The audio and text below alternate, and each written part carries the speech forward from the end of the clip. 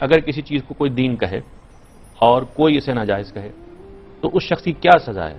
یعنی اگر کوئی دین قرار دے دیا کسی نے اور دوسرے نے اس کو ناجائز قرار دے دیا تو پھر جس نے اس کو ناجائز قرار دے دیا اس کی کیا سزا ہے؟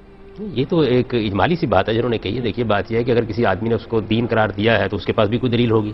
کسی نے اگر اس کو ناجائز قرار دیا ہے تو اس کے پاس بھی کوئی دلیل ہوگی. پہلے تو اس کی بات سننی چاہیے. یعنی اگر اس کا ارادہ ہی خراب ہے، نیت ہی ٹھیک نہیں ہے، پھر تو بات وہ اللہ تعالیٰ کے مواخذے میں آ جائے گا. آپ کا کیا کام ہے؟ آپ کا کام تو یہ ہے کہ آپ صرف بات کو سامنے رکھیں اور غلط بات کی تردید کر دیں. ہمیں اپنی جورسڈکشن، اپنا دائرہ عمل سمجھ لینا چاہیے.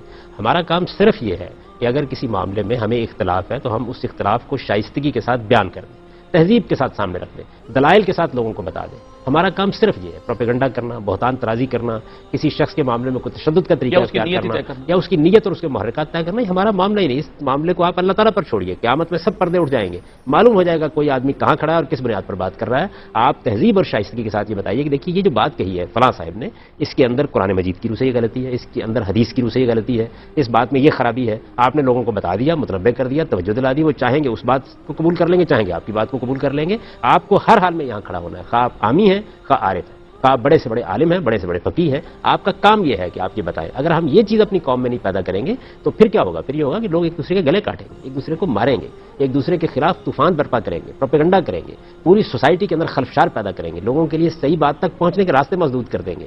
اور آپ جانتے ہیں کہ یہاں کتنے اختلافات موجود ہیں. شیعہ ہیں، سنی ہیں، اہل حدیث ہیں، بریلوی ہیں، دیوبندی ہیں، بے شمار گروہ ہیں. ہر ایک کی اپنی ایک رائے، اپنا ایک نقطہ نظر ہو سکتا ہے. تو ہمیں ہر حال میں مکالمہ، ڈائیلاگ اور دلیل کی بنیاد پر تردید، یہ طریقہ اختیار کرنا ہے.